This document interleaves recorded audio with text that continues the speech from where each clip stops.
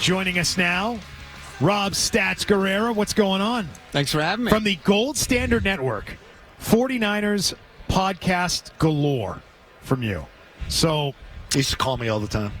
Set up my Florio hits. I did do that. Stats. Yeah? Get him on the phone. You're a very good texter, so thank you for that. Thanks. I do get back to you. Yeah, I appreciate it. Were the texts understandable when you got them back? They were. Full sentences for the most part? I got what I needed. Okay. All right. Thumbs up. All right, let's Coherent enough. Let's talk about what we were going to talk about, which is the 49ers are a 2-point favorite in this game against the Chiefs. Tell me why. Why do they deserve to be the favorite in this game? They have the better team overall. They have the better team all around. Better offense. Even though Mahomes is better than Purdy, the 49ers have the better offense. The Chiefs were 15th this year in points per game. 49ers have the better offense. Chiefs probably have the better defense. I think they're definitely playing better right now. They're playing well. But the 49ers defense is still very, very good. And this is not the 49ers of years past where, well, you just let the quarterback have to throw and you're going to win. Those days are over. Brock Purdy can do that if he has to.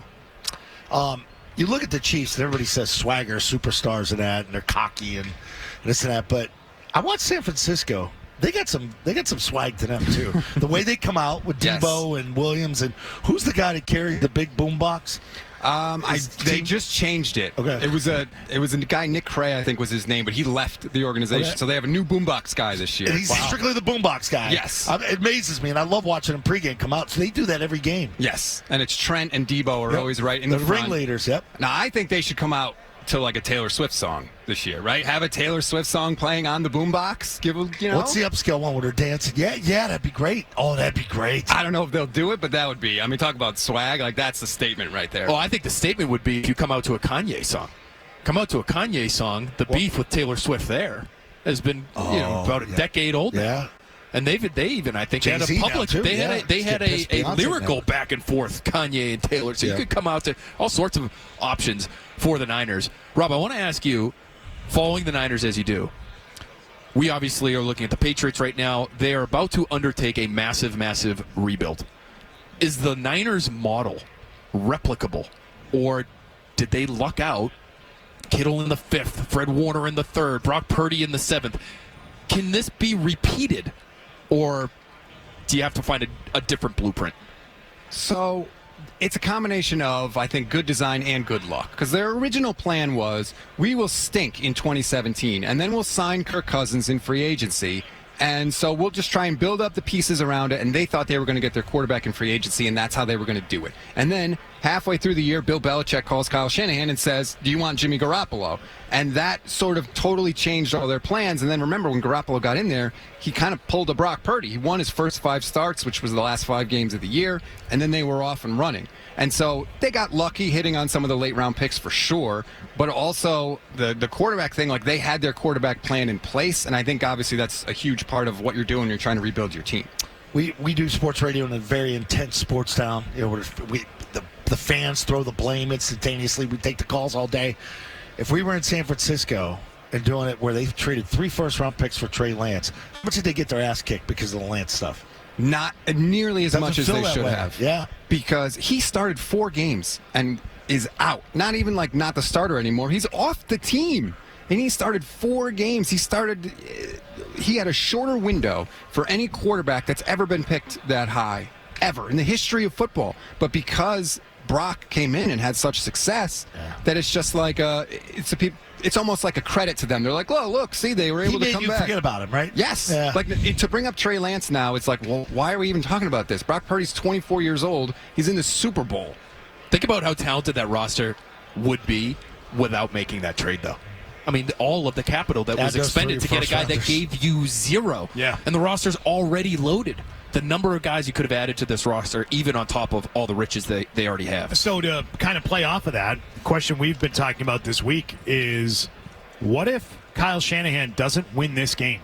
And Stephen A. Smith thinks it's the biggest storyline of the week, that he has to get over that hump.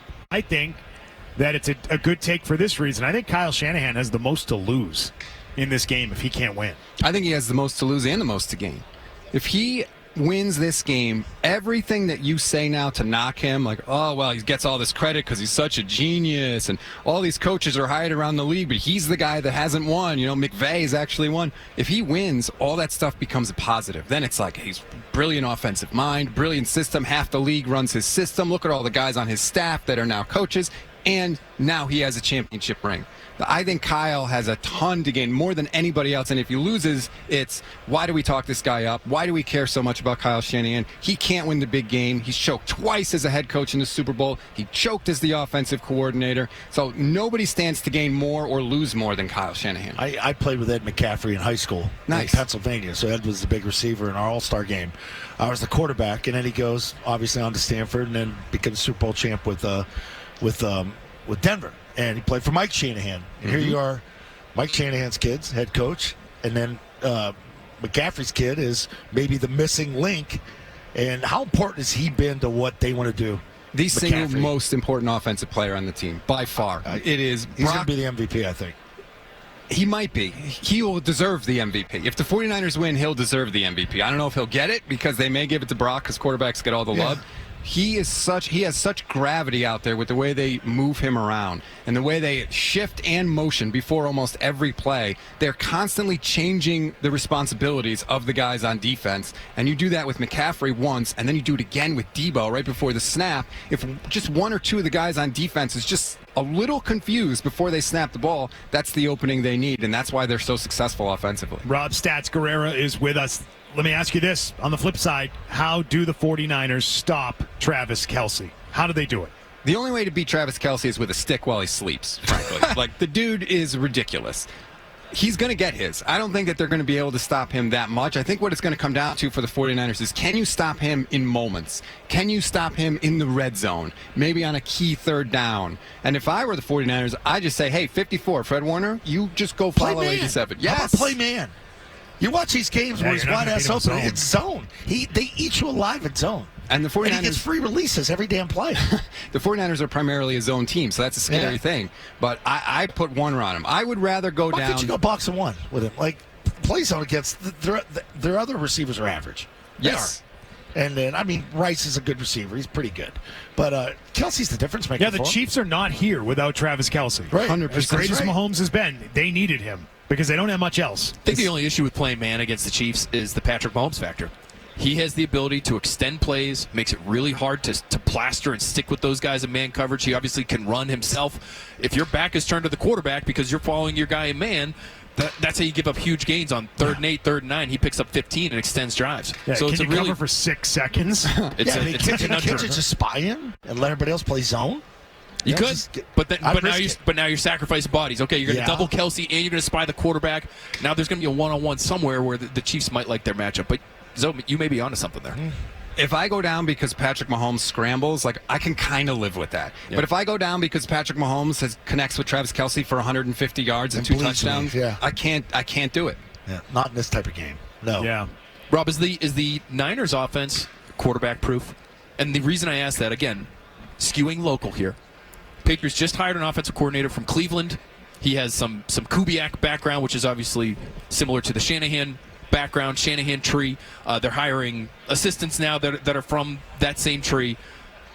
Is this going to be the quarterback boost that I think Patriots fans are hoping it will be if they end up drafting a guy in this year's draft? What I think you get with this system is a very high floor. I think it's a really good system. I think there are a lot of quarterbacks that you could put in that will get you a certain level. And we've seen that with Jimmy Garoppolo in this system. Nick Mullins put up a ton of passing yards in this system, and he stinks.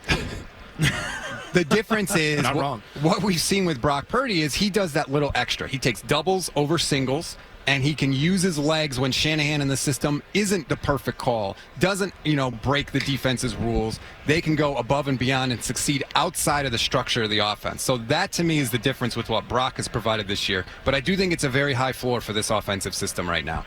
All right, Rob Stats Guerrera, give me everything. Where do we find you? Where do we listen to you? All of it. So you can Give me the plug. Thank you. You can find our podcast anywhere you get your audio podcast. Just search Gold Standard 49ers and check out the YouTube channel as well. Again, Gold Standard 49ers. It pops right up. We got a lot going on this week. We're going to have Michael Jr., Mina Kimes, Alex Smith. We had Jeff Saturday from ESPN, Drew Brees, Max Crosby. So give us a chance. I promise we'll earn your time. All right. Awesome. Good stuff. Appreciate you being here.